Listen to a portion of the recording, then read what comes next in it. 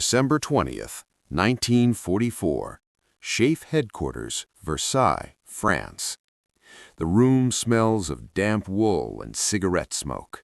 Boots scuff across parquet floors, still scarred from a war that refuses to stay outside. A winter rain taps at the tall windows, steady and impatient, like a clock counting down something no one wants to name.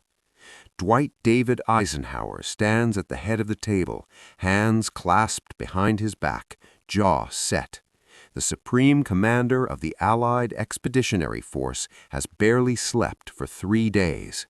His eyes are rimmed red, not from emotion, he learned to master that years ago, but from maps, cables, and casualty reports stacked so high they seem to bend the table beneath them. Across from him sits Field Marshal Bernard Montgomery. Monty's black beret is tucked under his arm. His uniform is immaculate, pressed sharp enough to cut.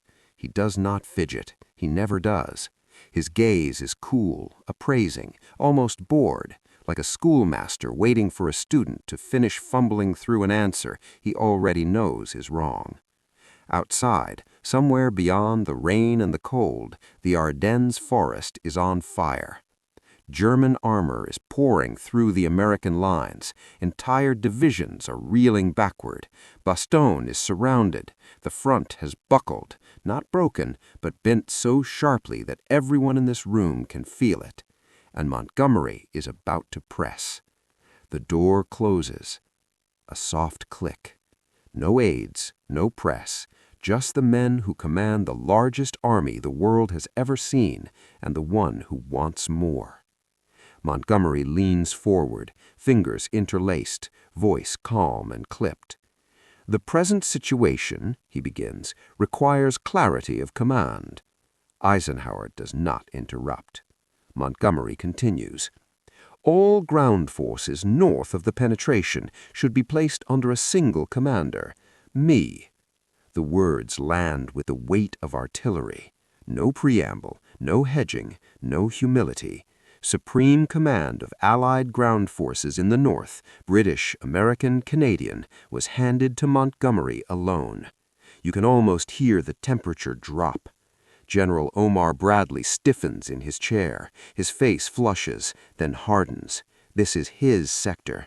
These are his men, Americans bleeding in the snow, while Montgomery, safe and methodical, prepares to take the reins as if the chaos were merely an inconvenience.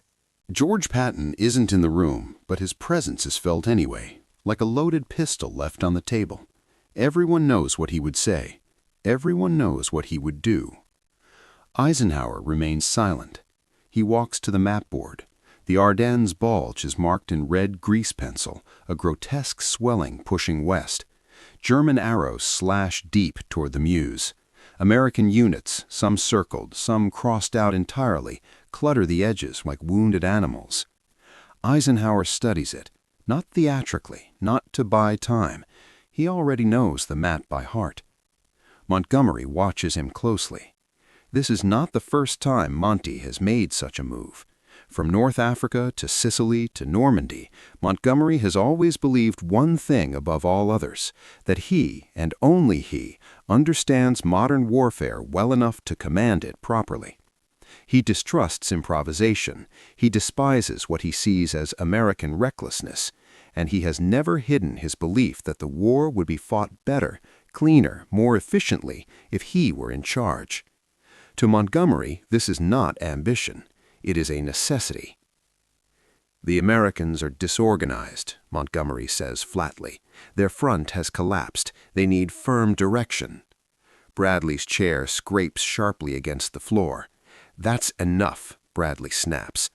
Eisenhower raises a hand, not sharply, just enough.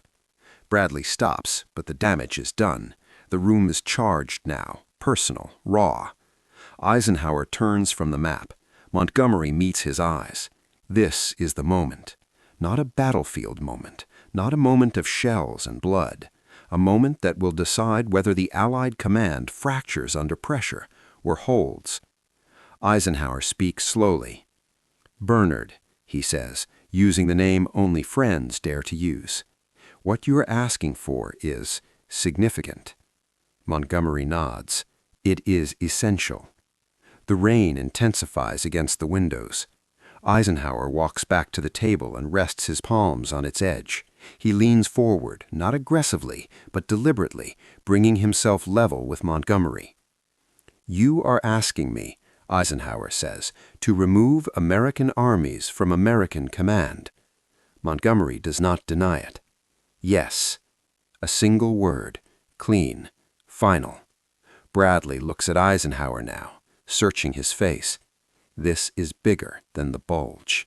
This is about sovereignty, pride, trust, the fragile alliance that has been held together not by certainty, but by Eisenhower himself, by his ability to absorb pressure without cracking. And Montgomery knows it. That is why he chose this moment. Eisenhower straightens.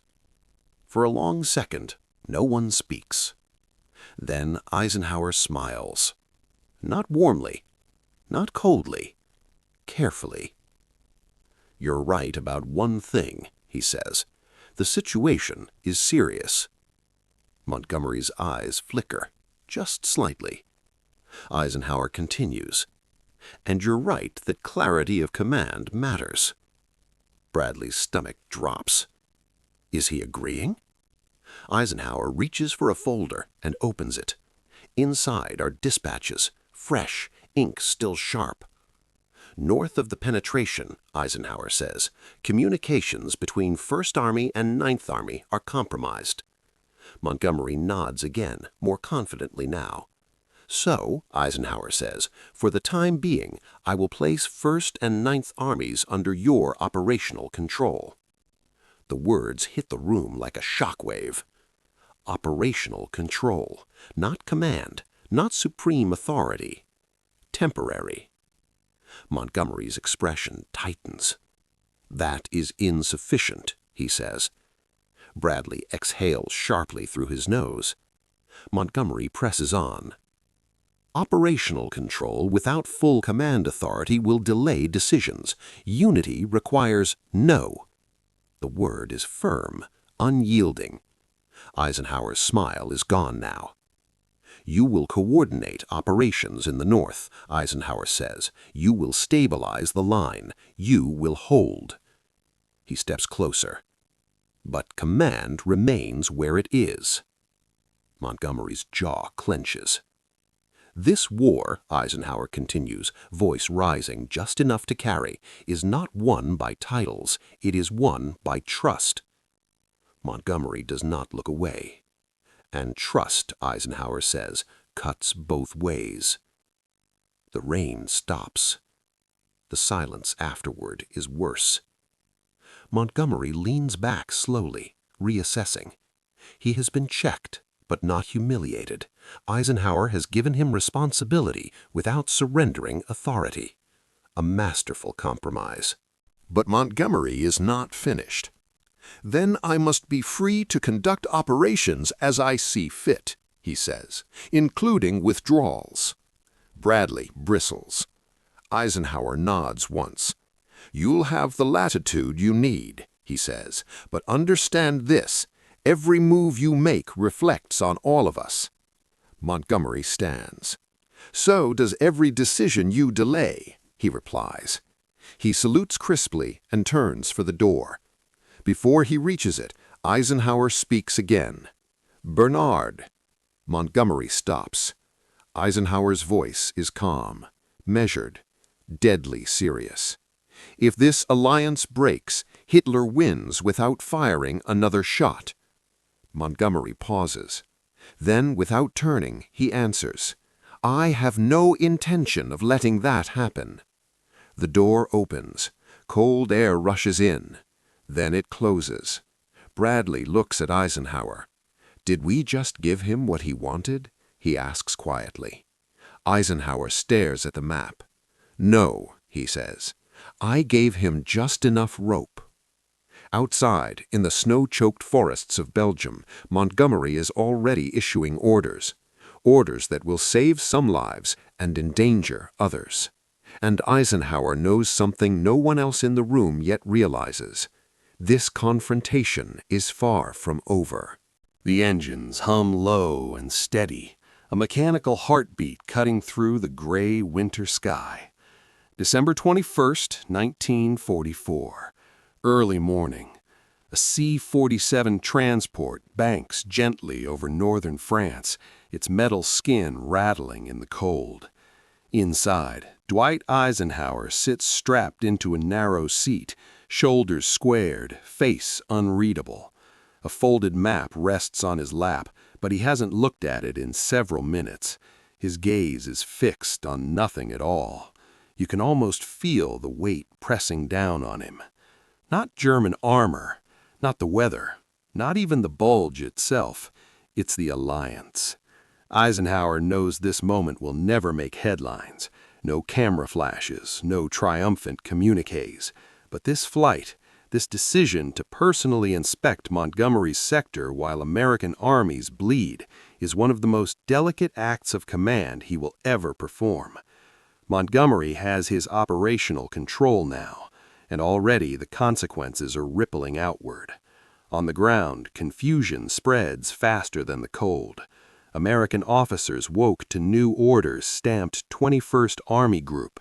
British liaison teams appear at headquarters, tents that just days ago answered only to Bradley. Radio call signs change. Chains of command bend, awkwardly, painfully. Some American generals accept it. They have no choice. Others simmer. In one snow-packed command post near Liège, a U.S. colonel slams his fist into a folding table. "We're fighting Germans," he growls, "not learning British etiquette." The resentment is real, and Eisenhower knows it. That's why he's flying north. Montgomery's headquarters is a study in contrast, where American command posts sprawl in controlled chaos, maps taped to walls, officers shouting coordinates. Montgomery's nerve center is precise, tidy, almost serene. Maps are mounted neatly, timetables align perfectly. Officers speak in measured tones, even as the front threatens to unravel. Montgomery greets Eisenhower with a sharp salute. "Good to see you, Ike." Eisenhower nods, returns it. They walk together along the map wall. Montgomery gestures with a riding crop, never his hand.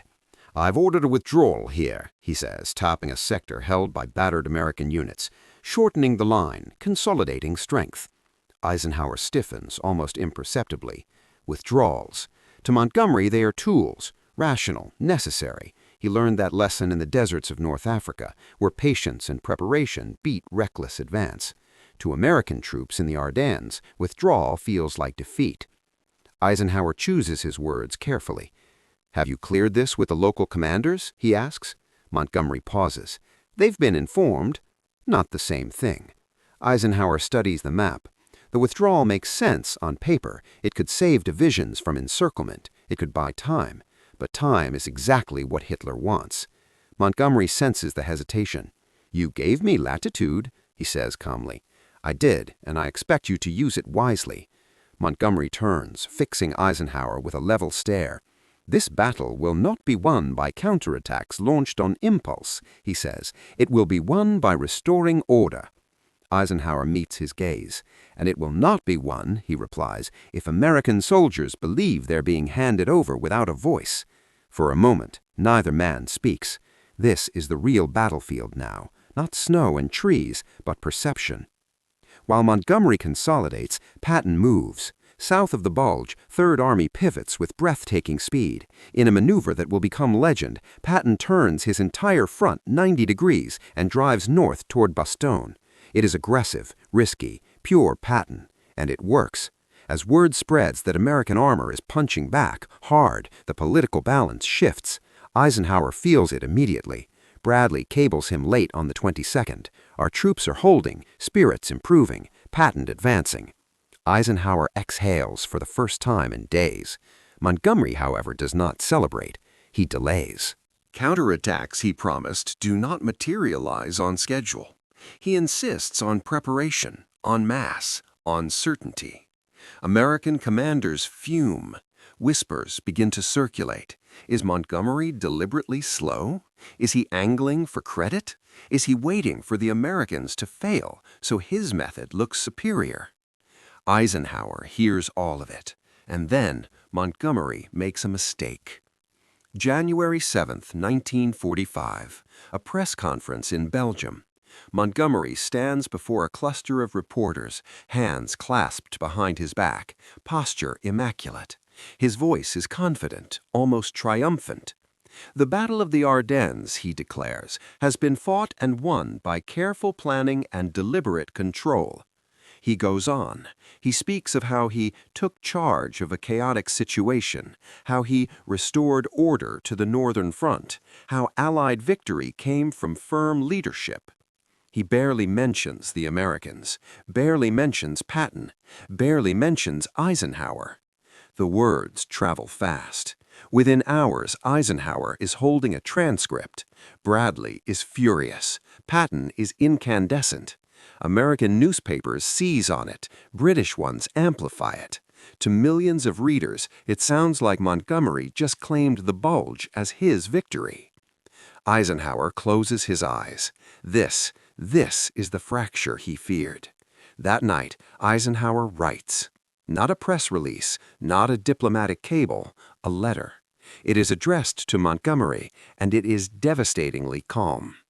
He praises Montgomery's efforts, acknowledges his role. Then, quietly, precisely, he rebukes him. He reminds Montgomery that the battle was fought by Americans and British together, that public unity is as important as battlefield success, that no commander, no matter how capable, stands above the alliance itself. The letter ends with a warning, though Eisenhower never calls it that.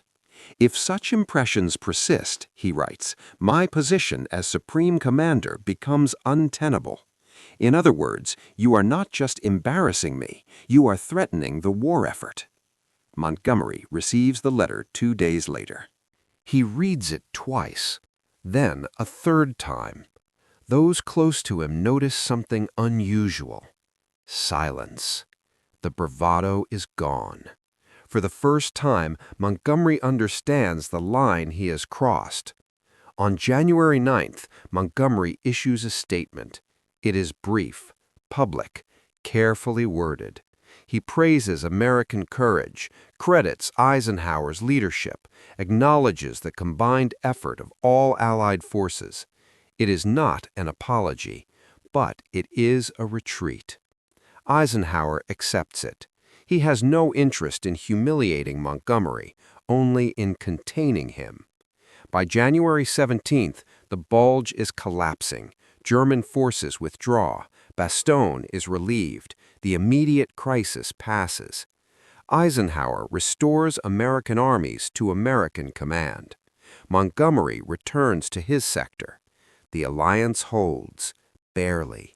But something fundamental has shifted. Eisenhower has proven, quietly, decisively, that supreme command is not about ego or brilliance on the battlefield. It is about absorbing ambition without letting it tear the whole structure apart. And Montgomery, for all his confidence, has learned something too, that there is a kind of power he does not possess, not the power to plan, not the power to command troops, but the power to keep men together when everything is pulling them apart. That power belongs to Eisenhower, and Eisenhower will wield it again, very soon, when the war's final, bitter phase demands unity one last time.